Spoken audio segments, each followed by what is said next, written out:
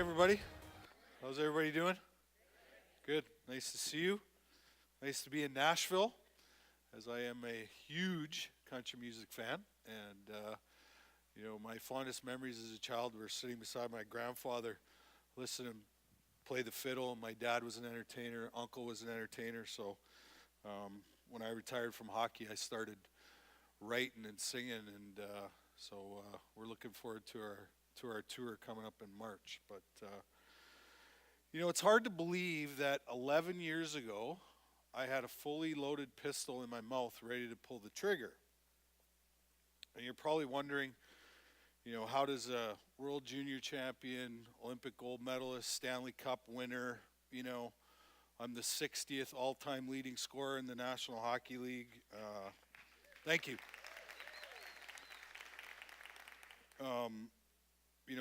The All-Star game was here a couple days ago. I played in 7 of those. And so, I'm sure you're probably wondering, how does a guy like that, end up with a gun in his mouth? Well,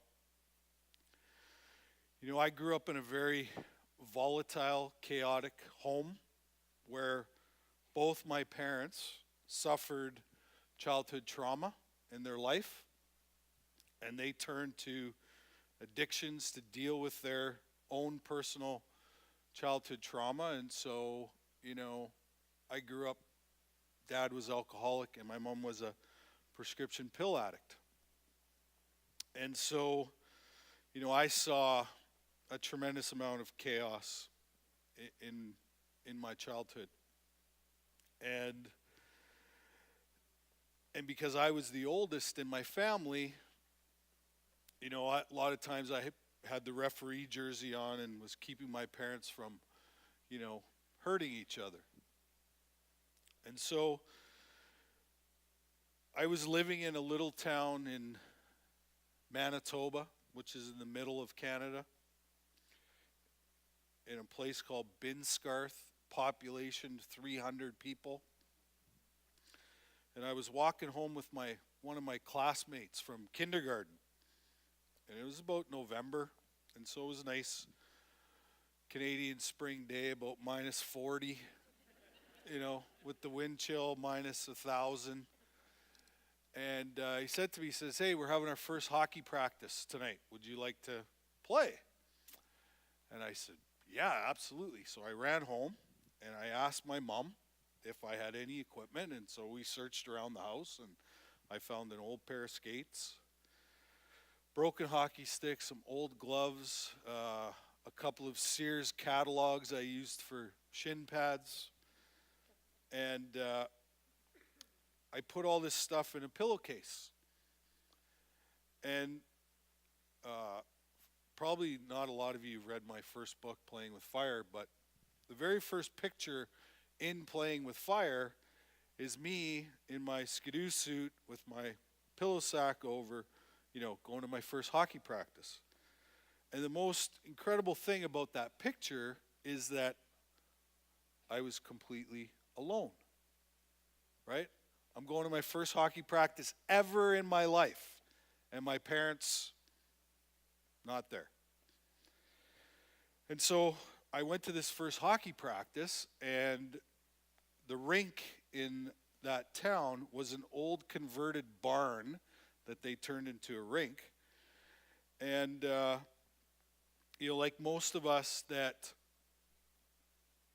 try something new for the first time, it takes dedication, hard work, et cetera, et cetera. And that day, I put on all the equipment, I stepped on the ice, I didn't fall down, I didn't struggle, and I absolutely fell head over heels in love with the game of hockey. And, hockey in my life has probably been the one constant thing that made sense, right? Because when I stepped on the ice, my brain chemistry was completely perfect and normal, right? It was completely perfect and normal. Because everything I wasn't getting at home, when I went to the rink, I got it. Love, respect, caring, team, community, all these amazing things that I wasn't getting at home. Because, for example, when my dad came home from work, he sat in his big chair and watched TV and was completely comatose, was not a part of the world, was not a part of reality. And my mom, because she was depressed and anxious and all these things, she was sleeping all the time. So basically, me and my two brothers, we raised each other. And every major decision that I've ever made in my life, I made it from the time I was 5 years old until now. And I didn't realize at the time that this type of parenting would affect me as an adult. And not only that, I had dreams and aspirations of playing in the NHL from the time I was, stepped on the ice. And I happened to run into a coach who could help me get to where I needed to go. And so I left home when I was 15 years old, and I moved to Winnipeg, a big center there, with this coach.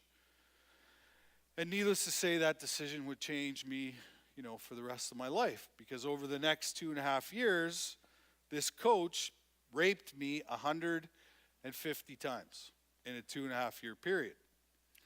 And so what I was left with was a lot of shame, a lot of guilt, and a lot of anger. And so it wasn't too long after that I discovered this wonderful substance, medicine, called alcohol. Right? Because trauma, addictions, and mental health all live in the same house. They all live in the same house. Okay? And, from the time I took my first sip of alcohol, I became an instant alcoholic. Okay? And, still was able to go on and have this amazing hockey career, despite the fact that I was a very high-functioning alcoholic, drug addict, you name it. And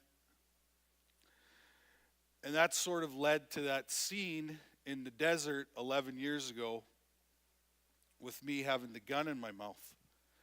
And it wasn't that I wanted to die. It was because I was completely exhausted from living in emotional pain and scars. And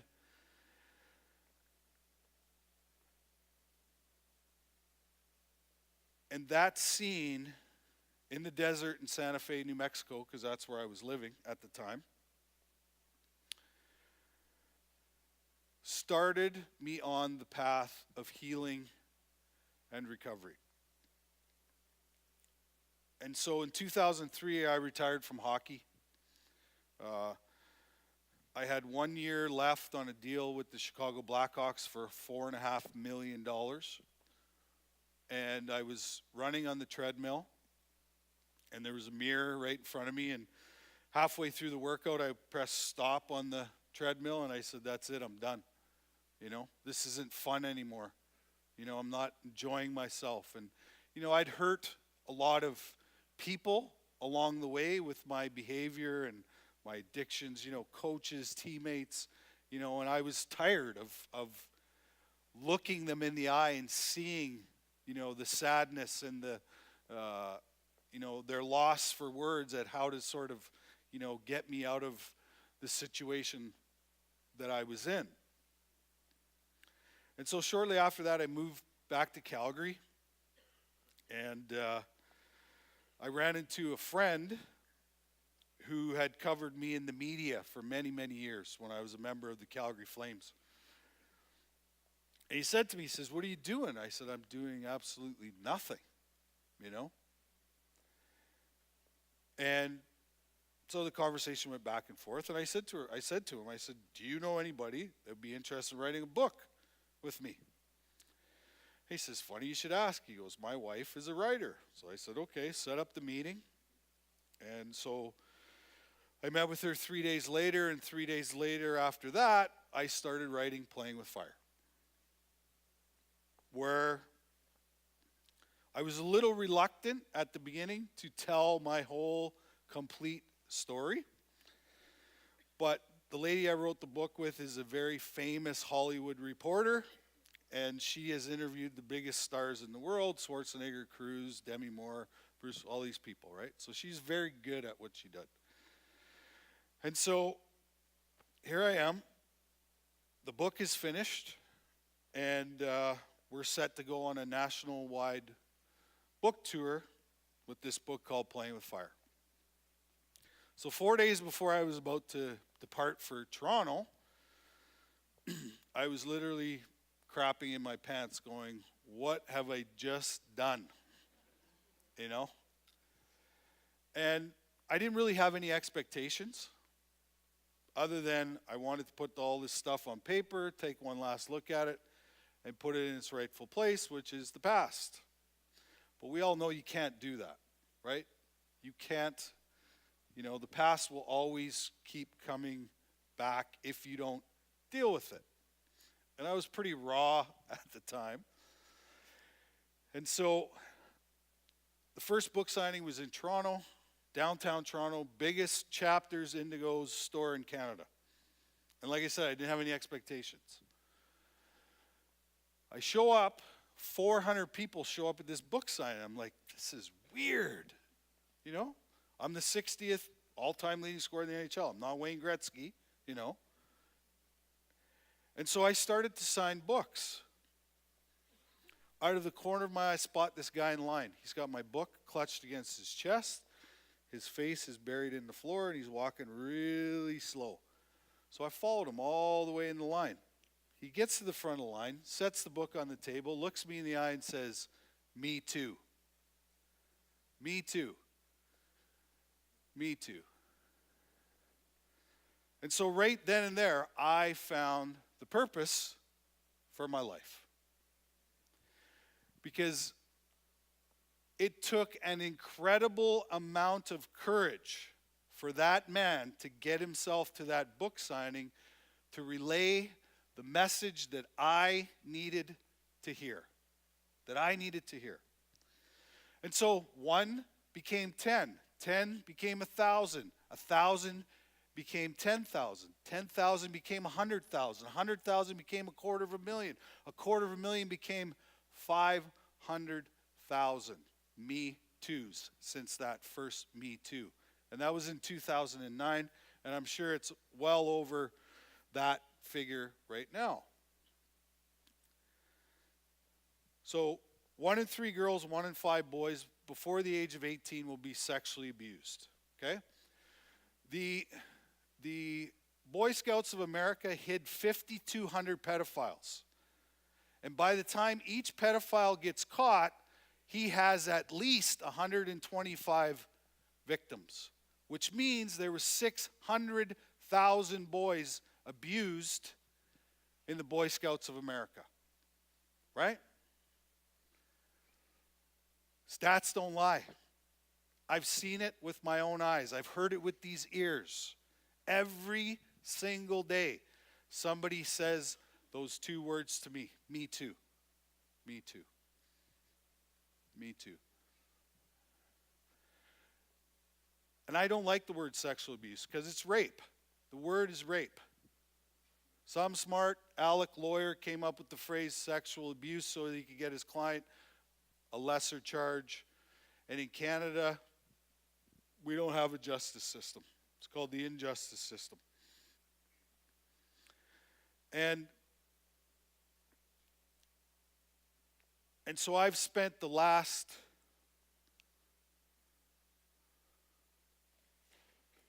9 years going across Canada back and forth, back and forth, back and forth, speaking about my experience with trauma, because I call it trauma.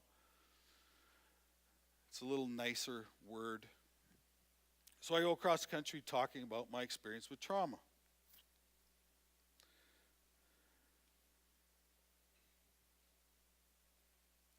And trauma is the biggest epidemic we have on the planet. Childhood trauma is the biggest epidemic on the planet.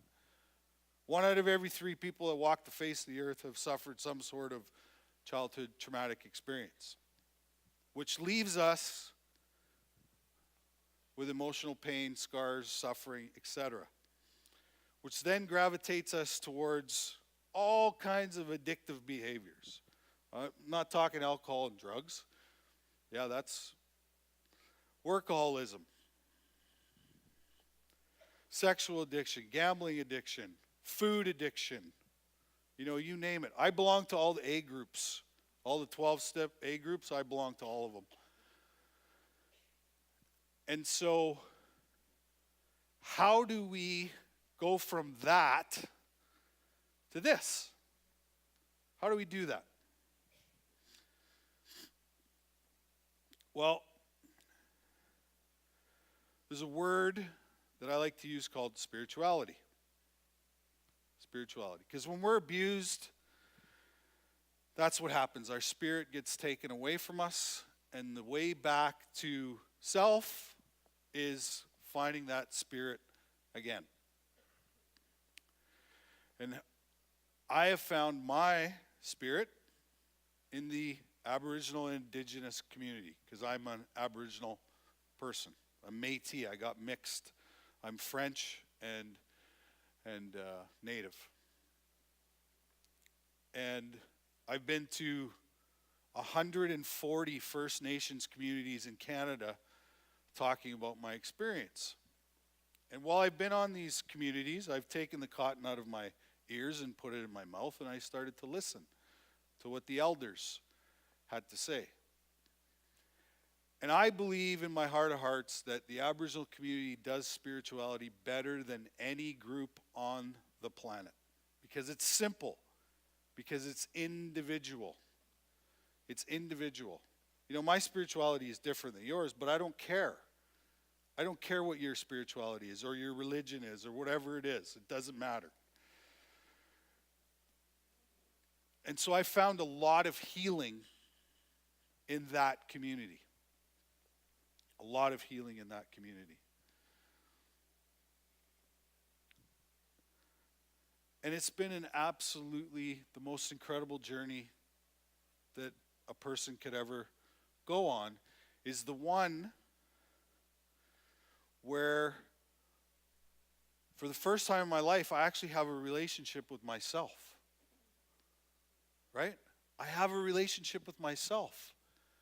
I love myself. I like myself. I like who I am. And if you're looking for answers, they're not going to come from here, out here. They're going to come from here. They're going to come from here. And to me, spirituality, true spirituality, is all about relationship. Right? Because if I love myself and I get into a relationship, then I have an opportunity to love somebody else. But if I don't love myself, how can I possibly have a relationship with somebody else? Right? Did you know when we meet people, we don't meet them in the present because we carry this big aura around us. And so my trauma meets with the girl that I'm with's trauma. And so now I'm in my 4th relationship, serious relationship in my life. Right? Ooh, that got everybody quiet. But it's true. It's very true. So spirituality is huge for me in my personal recovery. And helping other people who've had a similar experience such as mine. We have a saying, helping is healing. Go figure. 3 words. Helping is healing. And healing is possible. Healing is possible. Depending on how far you want to dig deep within yourself to find those answers of why do I do the things that I do. So for example, I met this neuroscientist along my travels speaking, And I was very attracted to her brain. And so she came to my house for the weekend, and we sat around my kitchen table, and she explained the science of my trauma.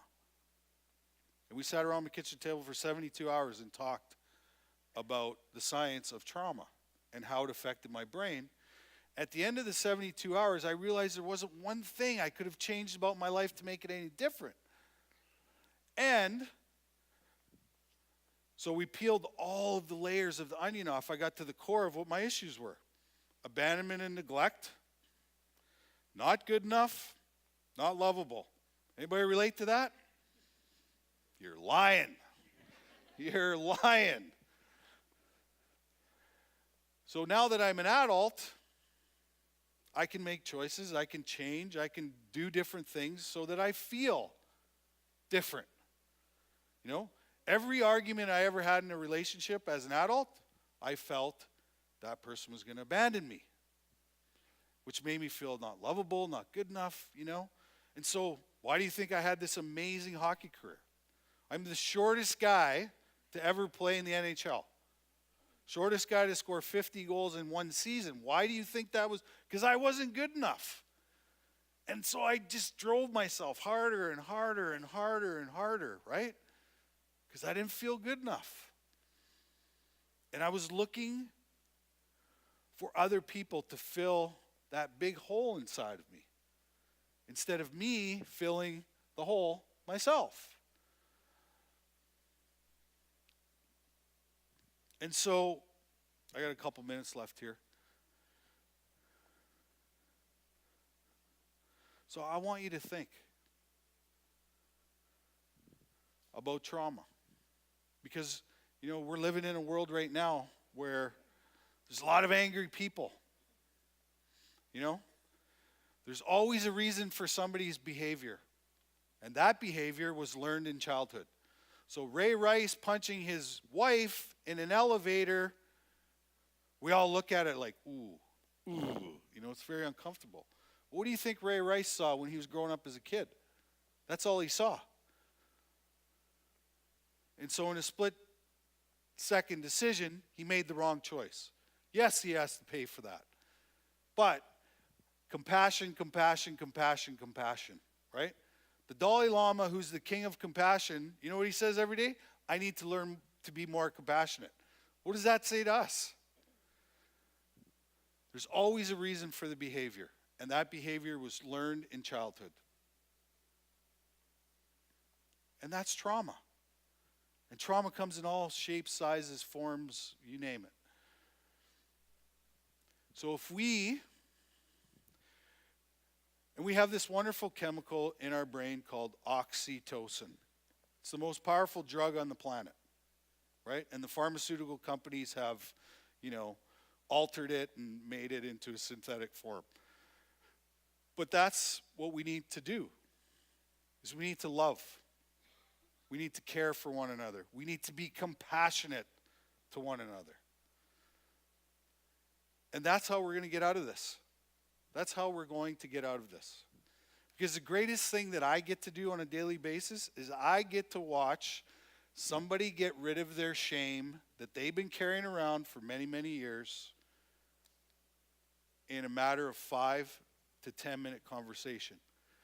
And what comes from them telling their own story is empowerment. Empowerment. So your story is every bit as important as my story, because some way, somewhere, somehow, you're going to be in a situation and you're going to say or tell somebody something that you've never told anybody in your life. And they're going to go, oh my God, that happened to you? Oh, that happened to me too. And now they don't feel alone anymore. And now it gives them permission to tell their story. You know? And one of the greatest reveals that I ever had was I was in Calgary and I was speaking to a group of 60 people. And after I was done speaking, this gentleman stood over to the side and waited till all the people came up and thanked me, met me, whatever. So he comes up, he stands in front of me, looks exactly like Santa Claus. I swear to God, he looks exactly like Santa Claus. And he's standing in front of me, and he's really nervous, and he's shaking, and he said, "My name is so-and-so, and I was abused for 705 consecutive days, and I'm 80 years old, and you're the first person I've ever told in my life." So if I can do it, you can be that person too, to hear that story, because that reveal is what is going to get those people on the path of healing. On the path of healing. So I want to thank you for giving me this opportunity. I love Nashville. I love country music, and my album's on iTunes. It's called I Am Who I Am. You can go and download it. It's got some great stuff on there. And so, thank you. Have a wonderful day.